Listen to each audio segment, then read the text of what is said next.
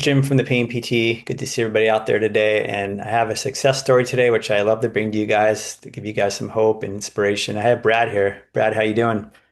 Good, good, Jim. Thanks for having me. I'm so happy you decided to come on and reach out and wanted to share your story. And I know we were trying to get the timing right, so here we are. And we were talking off air. I was looking back to say, yeah, we worked together, but it was a while back, so I had forgotten when. It was 2021, 22. So I'm looking to hear your story and the audience, you can share it with the audience. I'll turn it over to you.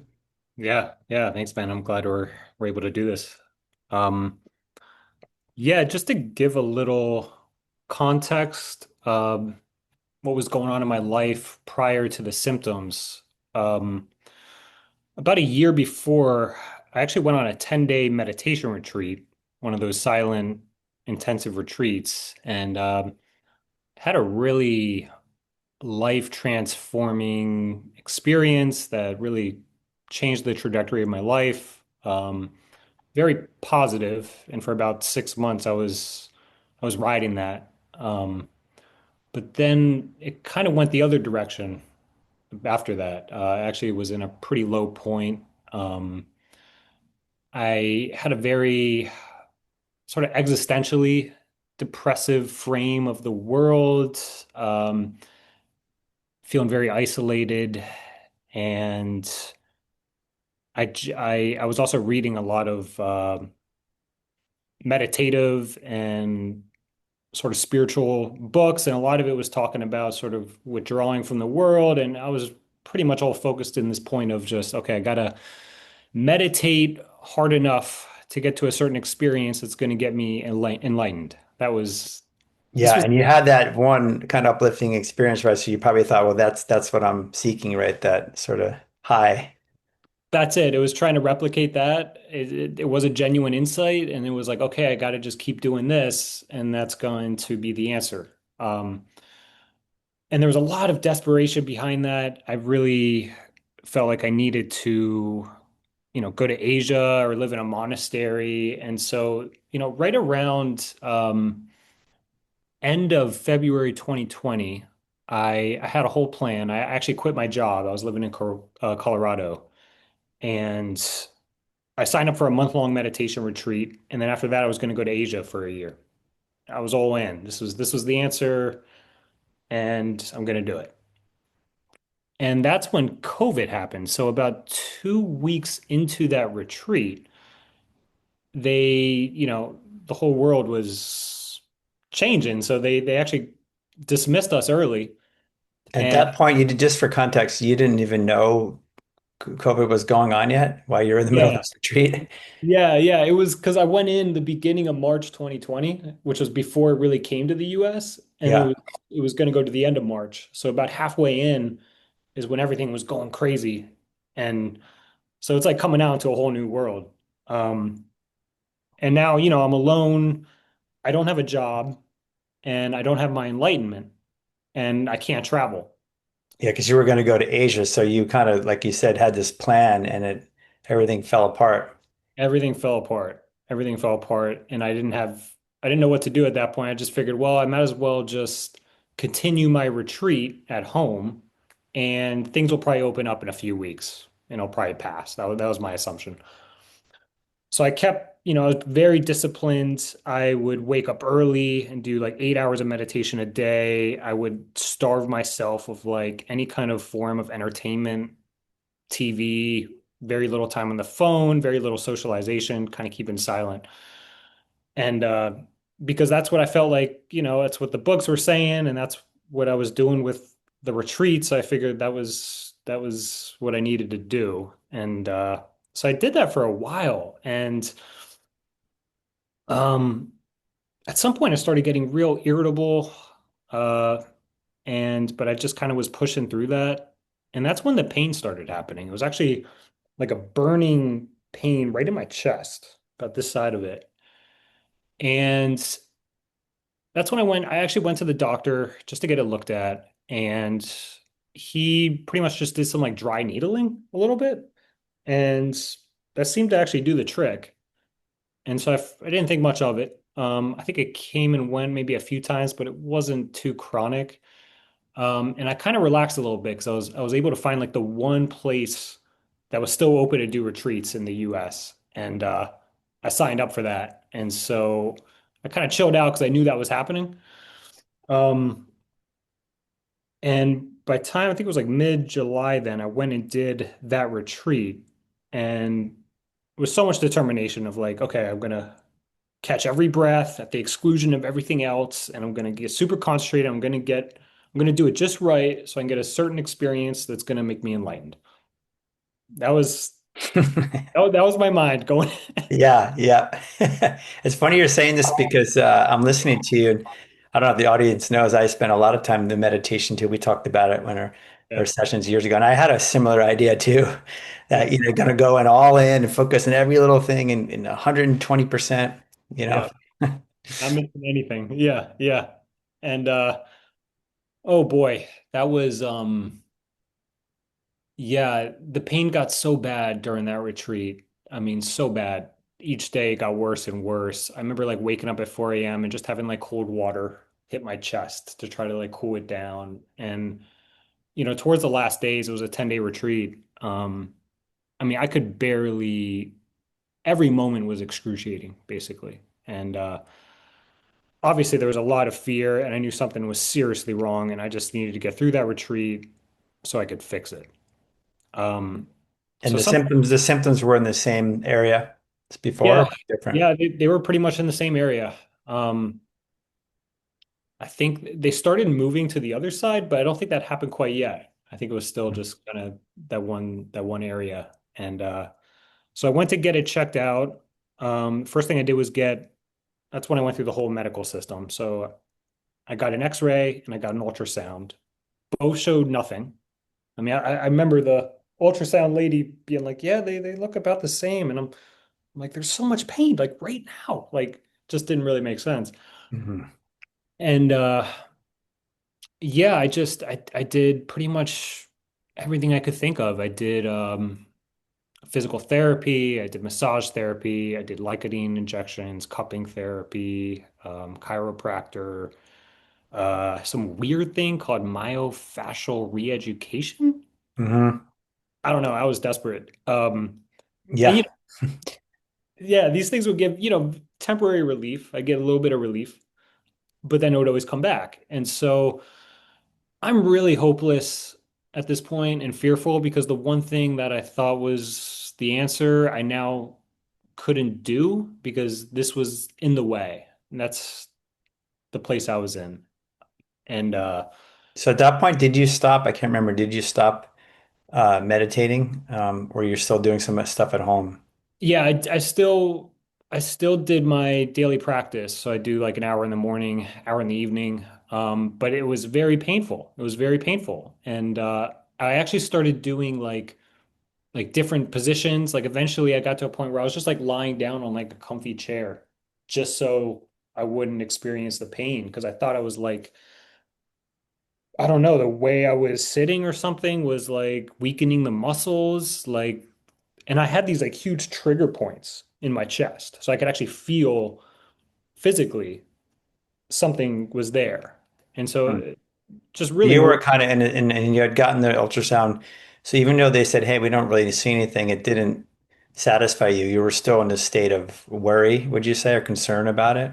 Absolutely. A ton of it, a ton of worry. Felt like my life was over. Catastrophic thinking, all that. Yeah. Hmm. Yeah. Um, and then I went on a forum. I think I finally found like a name for it, a forum for people with myofascial pain syndrome, which is I think like a subset of fibromyalgia. Yeah. That was horrible because everyone was like, "Yeah, I've had this for decades and it's been the same, maybe gotten worse," and just, you know, amplifying the fear and hopelessness. And I had a name for it, but now I'm stuck with this name that seems to be a life sentence. And it didn't really make sense to me because it was like I was fine and then I just meditated intensely for some months and now my life's over. Weird. At this time, you had not gone into any mind body, or you just had done your physical treatments and. Yes, that's right. And that's when this is when I finally figured it out because there was one post in there from this guy that said he recovered 100%. And it's the only person I saw that said that. So of course I was interested. I mean, I would do anything. And I remember he started out the post with like a disclaimer, like, to be open-minded. And that's when he started talking about like TMS. I think John Sarno, I think he recommended a book, and it's the first one I read, The Mind Body Prescription. I ordered that like right away. This is probably January 2021 at this point. Um, and that was a huge turning point for me. I think also because I'm pretty spiritually inclined, I was really open to this stuff anyway. But yeah, I was making connections left and right reading that book. I figured, yep, this is it. This makes sense. This is the answer. And reading the testimonies too at the end where people would read the book, it'd be fine, or they'd be good in like a month, 6 weeks. That's what I expected. Um, and that didn't happen for me. So you read the book and you resonated with it. You said you were kind of saying, yeah, that's me. You kind of saw yourself on the pages. Absolutely. Yeah, everywhere.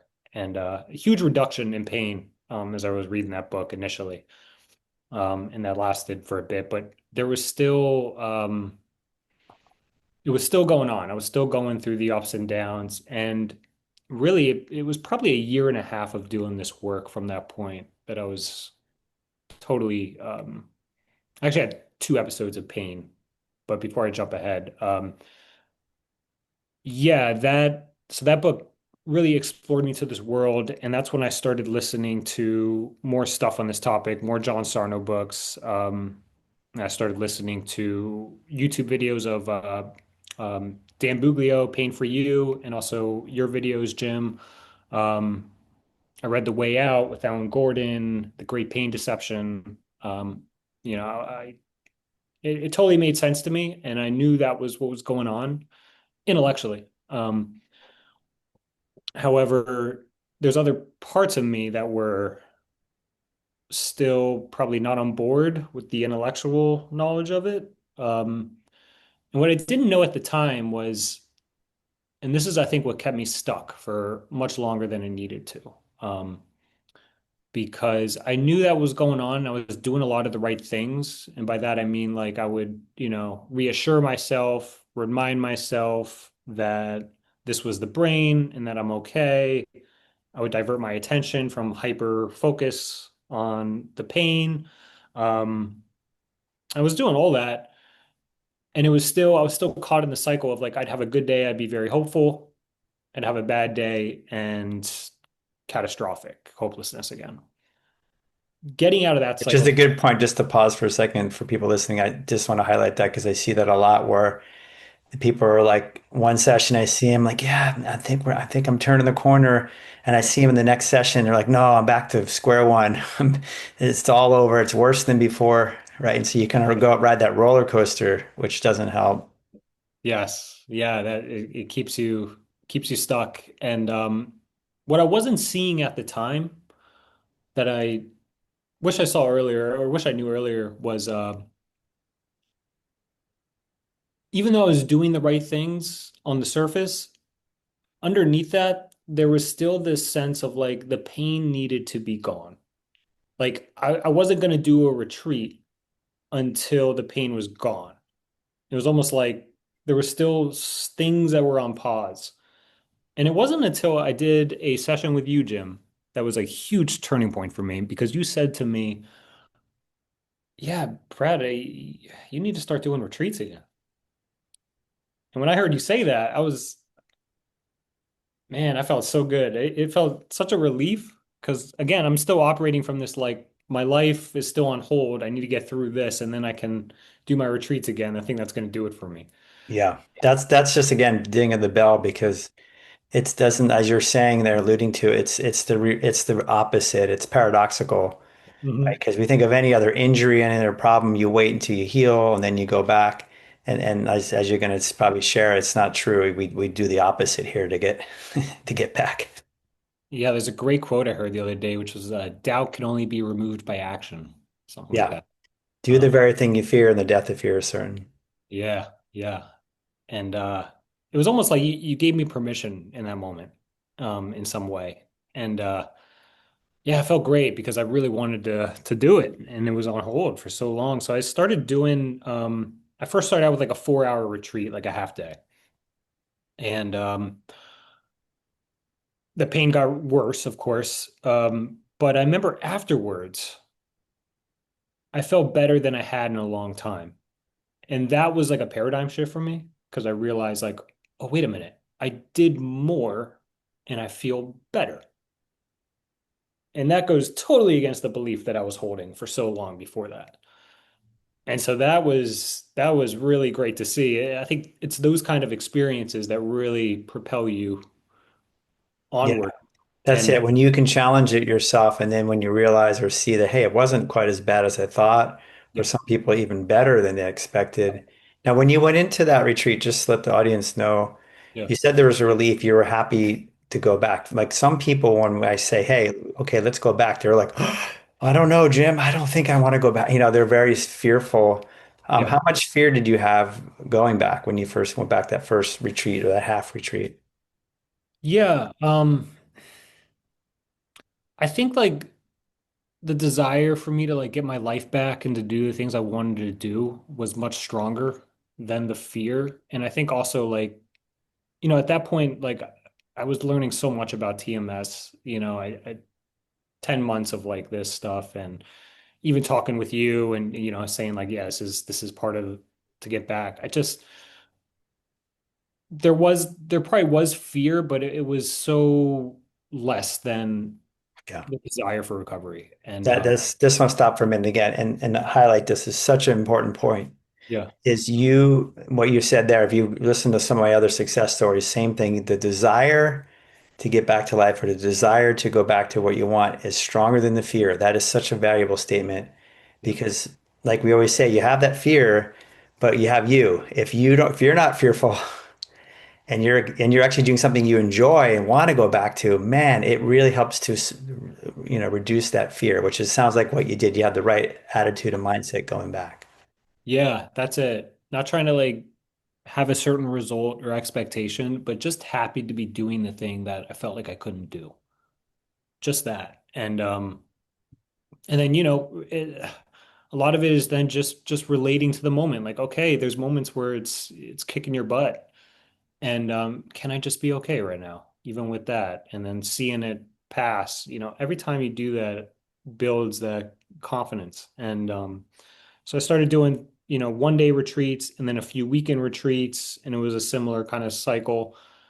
And eventually I was just like, you know what?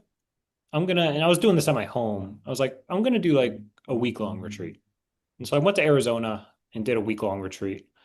This was January 2022 at this point. So, probably a year of doing the actual TMS work at this point to get to there. And yeah, I remember listening to videos on the way there because I'm going to be in silent and I wanted to have all the all the reaffirmations in my mind when things would, but I was ready. And yeah, same mindset like you're talking about. It's like just happy to be there, and willing to be with what happens. So you're kind of in that more of a mindset too of outcome independence, right? You were Yeah. not trying to fix the symptoms anymore in a way. Yeah. Yeah. Yeah, exactly.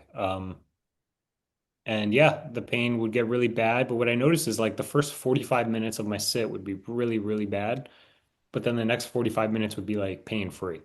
And that was like a cycle that kept happening. And it kept being like this, like, wow, the longer I'm sitting, like the better it gets. Like again, more of Hmm. that, like just contradiction to the belief I had. And yeah, that retreat really ended up being amazing. I had some of the best and deepest meditations I ever had, but towards the end, and mostly Kind of broke through, I broke which is through. important. So when we think of exposure therapy, which is what you're doing, graded exposure, you kind of jumped into what we call flooding therapy, which I love if the person's open to it, where you say, I'm going to go for the week now, right? Which is kind of a lot more. We Yep. call it flooding. But as you said, the emotion of fear would have been here. So fear always spikes in the beginning and then it would come down. Yeah. You saw that happening, and then you just kept repeatedly showing your brain that it was safe, right, to be there. Yeah. And I think that's so important for people to understand that fear hangs on. It hung on for a while, right? It kept coming back in the beginning, kept coming back, but it started just gradually go down the longer you meditated, right? The longer you were there. Yeah. Yeah, absolutely. And I just want to reiterate because there were later times that I noticed like I would try to replicate that experience with certain expectations. So it really is the mindset that's really important because I could sit for a long time and have this mindset of trying to like, I got to sit until the pain's totally gone, or like, just like really force myself. And that would always backfire on me when I would try to do it that way. The best way was just like, I'm just going to enjoy sitting here and like whatever comes up, comes up. And there's such a difference between those two. And I had to learn like it wasn't just like, oh, you just sit long enough and it's going to go away. It's like you really have to pay attention to your attitude of why you're doing what you're doing. Um, so that was a big discernment I had. But yeah, after that, I did at that point I was like, I can do, there's no limitation anymore. So the next year was kind of like my year I wanted before all this happened. I just did a bunch of retreats. I signed up for like a 3-month retreat in September, and that was quite an experience. I went through a lot in that. Um, the pain probably went through every part of my body. And I just want to say also, after that week-long retreat, I wasn't experiencing pain anymore in daily life, even in my daily practice. So So the that pain, retreat really kind of pushed you forward. yes, Yeah, just that prolonged exposure. I mean, really, for people listening, that's what this is about. Prolonged exposure with the right mindset and the right attitude just ameliorates that fear, which then took it down and off the symptom down, because the symptom was a symptom of fear.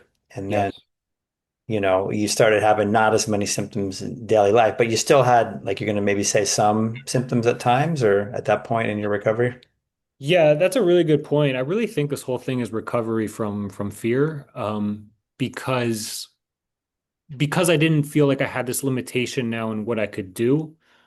Even if I did experience pain, it wasn't a big deal anymore, right? So even if it wasn't like, oh, it's still here, so now I have to keep things on hold. It was more like I'm able to do the things I can do now. So now it didn't matter as much whether the pain was Mm. there.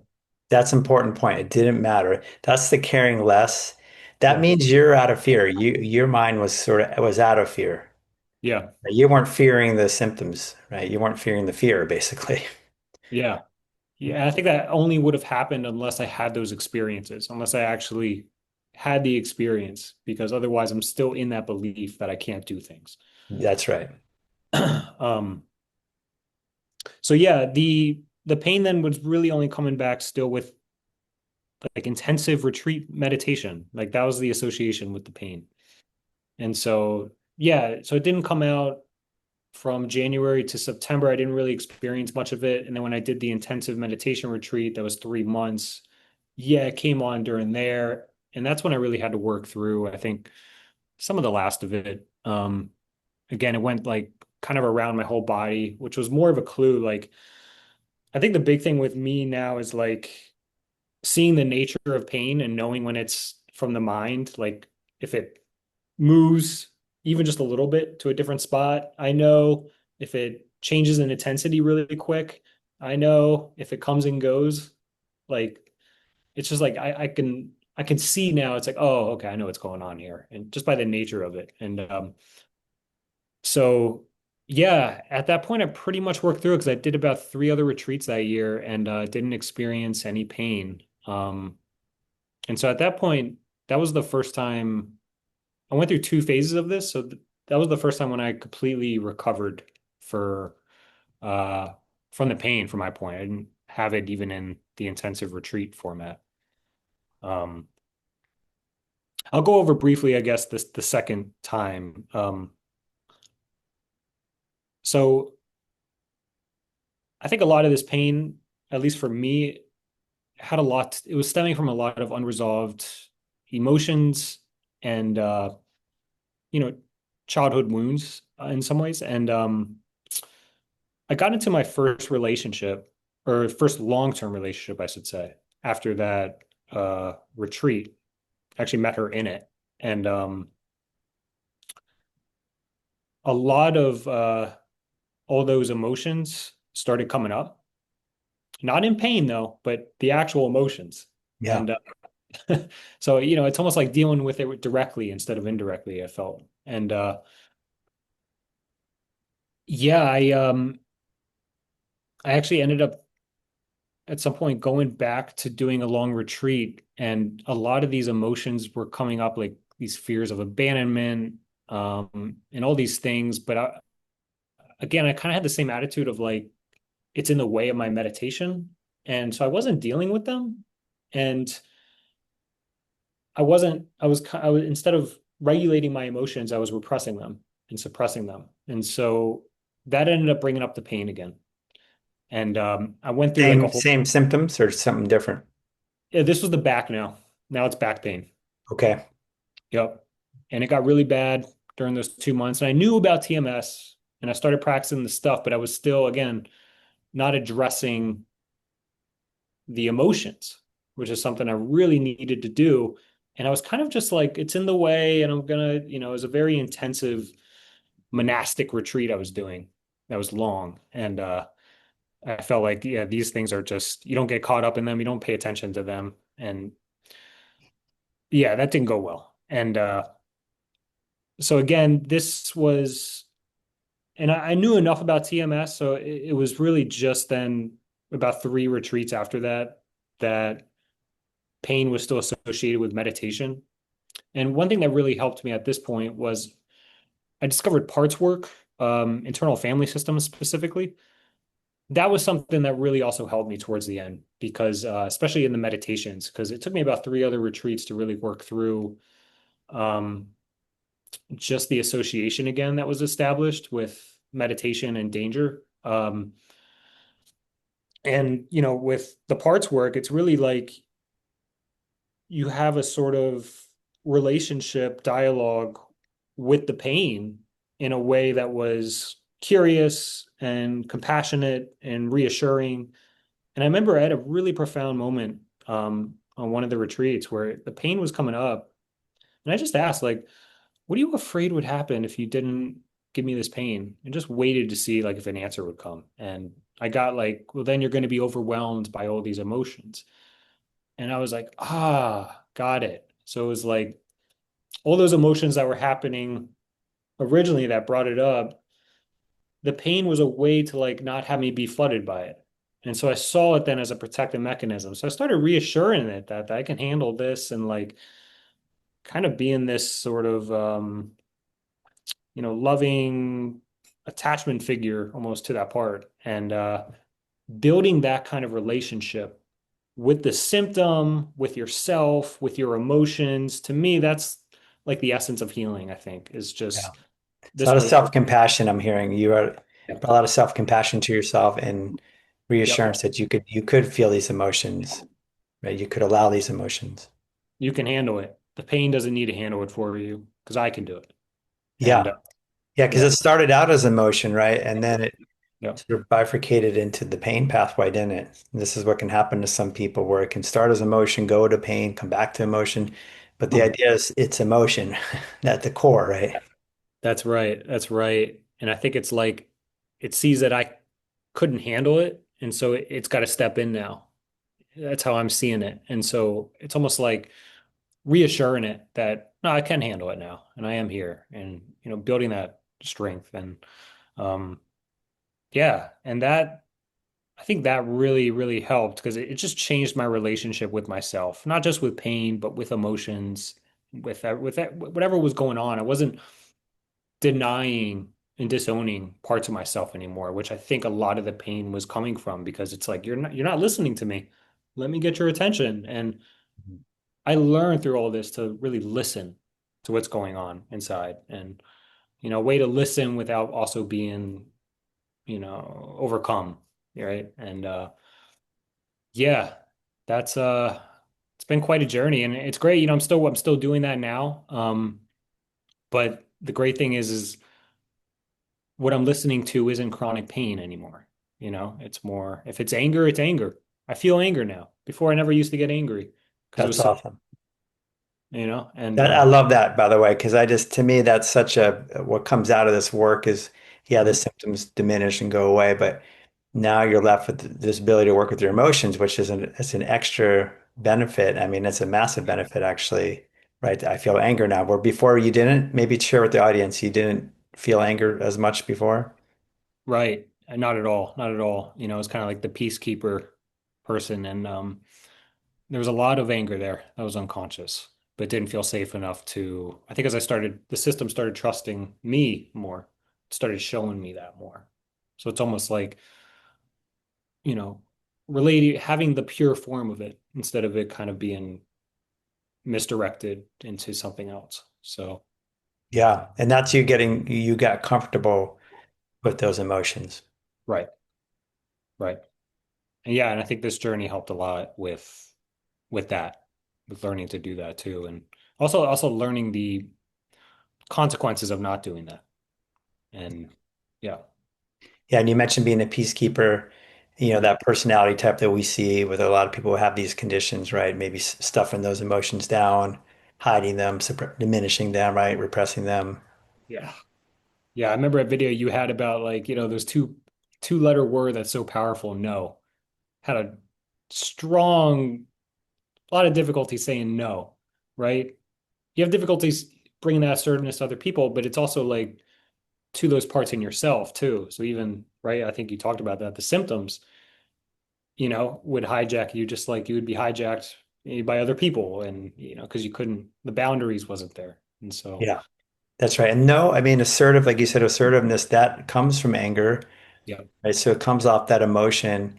So yep, the ability to be assertive, the ability to say no is you expressing your anger in a way. right. Exactly. Exactly.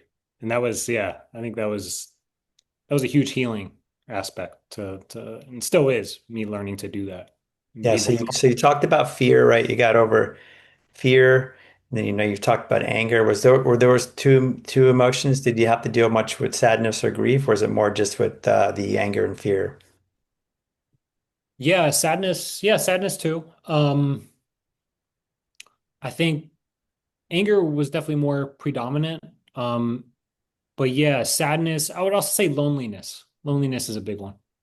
Yeah. Loneliness is a huge one for me. And I never really knew that because I always felt like self-reliant, but that self-reliance was more of a adaptation than it was genuine, and so yeah, really like feeling that loneliness and in the same way, like kind of holding it, and being there for it, just in the way I would with the pain or with the anger or with anything else and listening to it.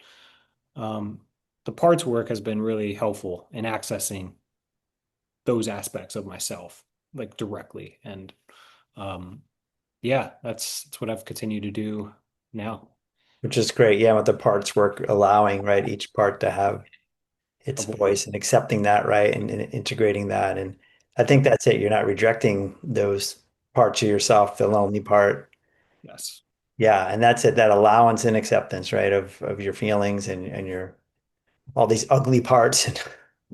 Yeah, yeah, they get really weird when you just stuff them in the dark and then they come out in ways that are distorted. So, yeah, yeah, Yeah, and you mentioned the loneliness is interesting because if we go back to when it first started too, you had boom, had to be home, right, alone with COVID. You were silent, and like you said, you weren't really feeling good. You were by yourself a lot, right? You didn't have any connection. So yeah. that crept in even back then. Yeah, I don't think I knew at the time that I was spiritual bypassing, which is exactly what I was doing. I was basically just trying to get higher than the pain, and I could successfully do it through meditation. And again, in some spiritual circles, that's praised actually. Um, Hmm. to do that. I mean, not spiritual bypass, but to, meditate more. It's like, oh yeah, you're doing good work.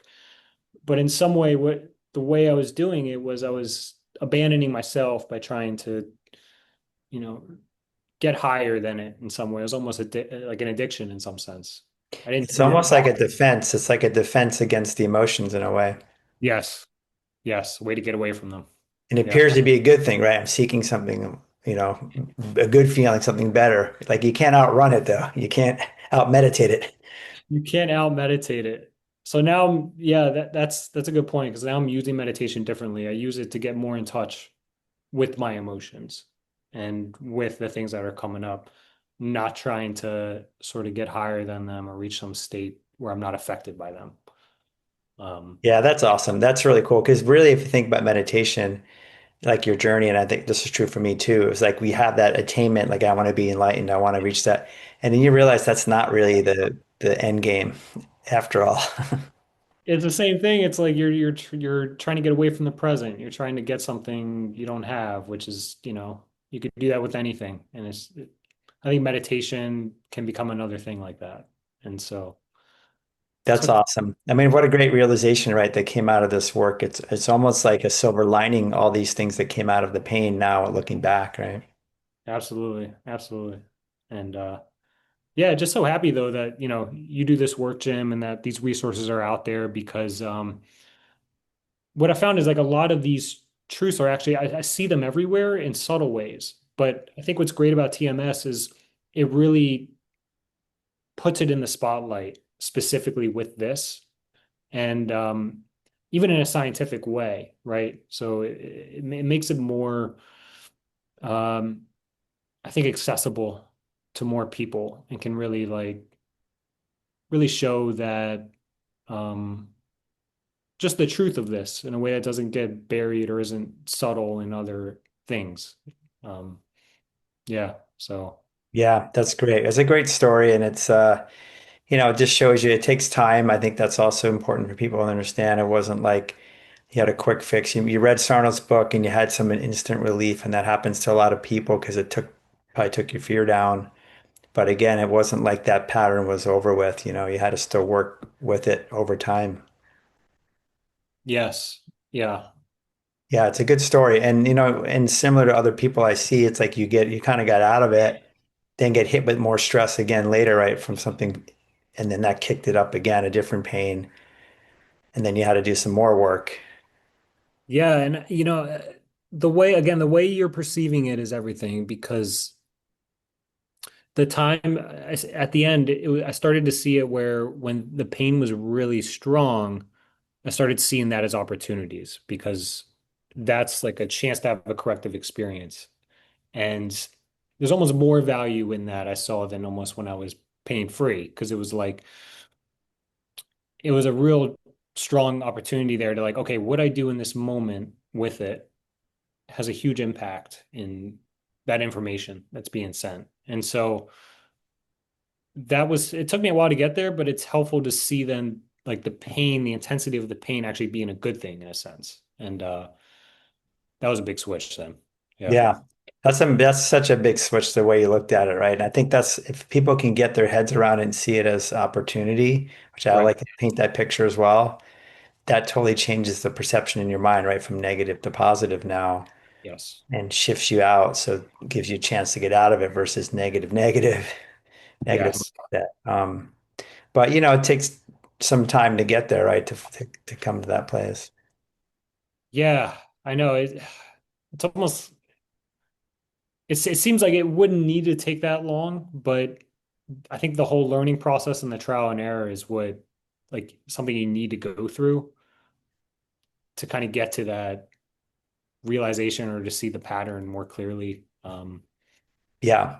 Yeah, you can't force it. And I think that's the truth. People have to get through all the physical stuff first, the treatments, then they have to go through their own suffering in different ways, right? Trial and error, this isn't working, and then realizing, oh, wait, I was pushing too hard, or I was trying to fix it, or I was stuck in fear again, right? I was being hard on myself. So there's so many little things you kind of probably realize and over time.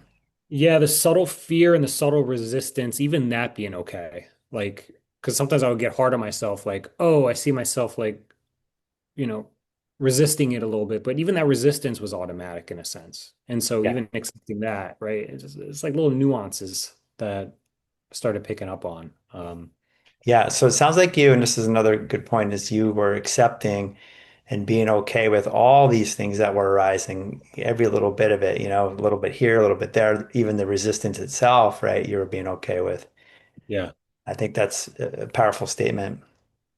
Yeah, empowerment is a good word for it because it's whatever's happening, I'm okay. And that's the message I think you constantly want to keep reinforcing is like whether there's pain, there's not pain, I'm okay because I know what this is and it's not limiting me and it could be here. And easier said than done, but I think the process is really coming to that point.